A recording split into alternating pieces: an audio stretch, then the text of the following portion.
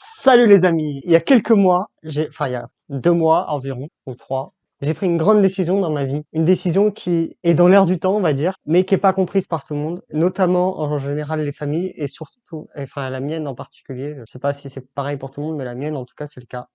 J'ai décidé d'arrêter la viande. J'ai banni tout ce qui était à la viande. Donc je ne mange plus du tout, bien sûr, tout ce qui est viande classique, gigot, rôti, ça.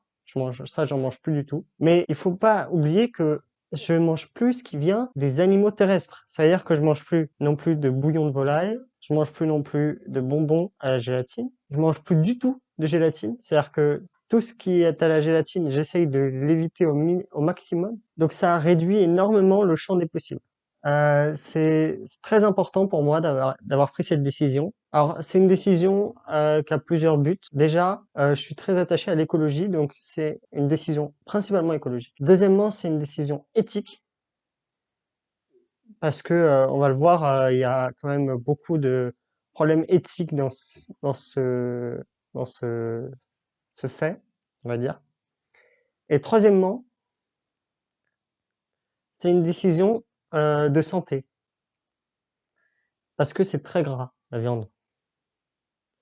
Donc, décision écologique. On va commencer par là. C'est une décision écologique principalement parce que tous les animaux, principalement les bovins, mais aussi les ovins et les porcs. La volaille encore, ça va, mais bovins, ovins et porcs. Donc pour ceux qui savent pas, bovin c'est tout ce qui est vache. Ovin c'est tout ce qui est mouton, chèvre. Et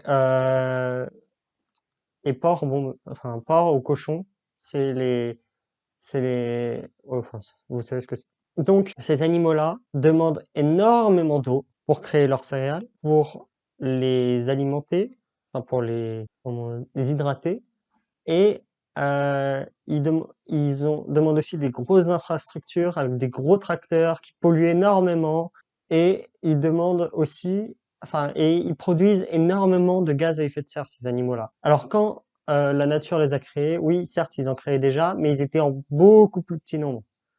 Là, il y a plusieurs milliards d'animaux comme ça sur Terre, et c'est juste pas possible, en fait. On peut pas se permettre d'avoir autant d'animaux qui produisent autant d'effets de serre. C'est comme l'être humain, mais en plus gros. Donc, ça produit encore plus de problèmes.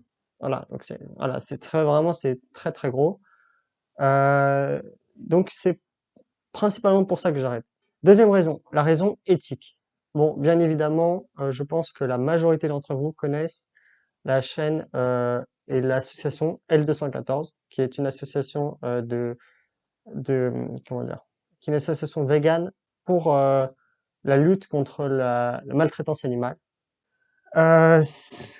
Pour pouvoir produire énormément de viande, parce qu'il y a une grosse demande, pour pouvoir produire beaucoup de viande, les industries de la viande augmentent leur rendement, mais sans augmenter leur surface de production. C'est-à-dire, je m'explique.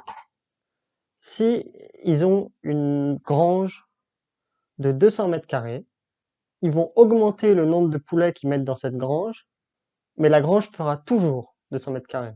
Donc les poulets auront de moins en moins d'espace. Ce qu'il faut savoir, c'est qu'un poulet écologique, il a au moins, je crois, 5 mètres carrés, rien que pour lui. Il peut sortir, il n'a pas le droit d'être médicamenté, c'est-à-dire qu'il n'a pas le droit de recevoir de soins aux médicaments.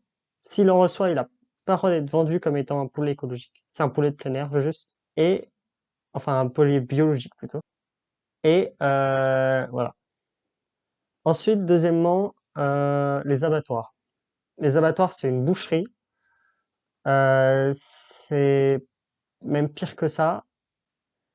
Alors que il faut que l'homme essaye de comprendre que l'animal est son égal et pas son ennemi. Et là, peut-être qu'à la limite, à ce moment-là, peut-être que on pourra commencer à envisager les choses autrement, mais pour l'instant, je pense que rien ne changera tant que l'homme se considérera au-dessus. Et ça, c'est mon avis personnel. Troisièmement, ah oui, une raison de santé. Troisièmement, une raison de santé. Depuis que j'ai arrêté la viande, j'ai perdu 1 kilo de gras. Et c'est pas et j'ai pas fait plus de sport, j'ai pas mangé mieux, tellement mieux ou quoi que ce soit, j'ai juste perdu du gras parce que la viande, c'est très gras. C'est pas pour rien que les gens comme Thibaut InShape, Juju Fitcat ou tous les crossfitters là et fitness boy et fitness girl mangent de la dinde ou du poulet. C'est parce que toutes les autres viandes sont extrêmement grasses. Et du coup, de les manger, ça fait prendre du poids, qu'on le veuille ou non. Donc en fait, il faut faire super attention à ça. C'est un problème d'alimentation et c'est aussi un problème pour la santé parce que ça fait monter la tension, ça fait monter tout ça. Donc c'est pour ça que pour toutes ces raisons, moi je veux pas faire de leçons, bien entendu, mais pour toutes ces raisons, si vous voulez continuer à manger de la viande, essayez d'en manger moins. Essayez d'en manger genre 2 fois par semaine. Ça suffit largement. Ou que le week-end. Il n'y a pas besoin de manger toute la semaine de la viande, c'est faux. Il faut manger des protéines toute la semaine. Mais il n'y a pas besoin de manger de la viande à proprement parler toute la semaine. D'accord avec moi, si vous validez ce que je dis, et si vous n'êtes pas d'accord, bah dites-le moi aussi, ça me fait plaisir de voir vos commentaires. N'oubliez pas bien sûr de vous abonner, de liker, de commenter, parce que ça améliore le référencement et ça me fait plaisir. Et donc j'espère que vous avez aimé la vidéo et puis à demain pour une nouvelle vidéo. Tchuss!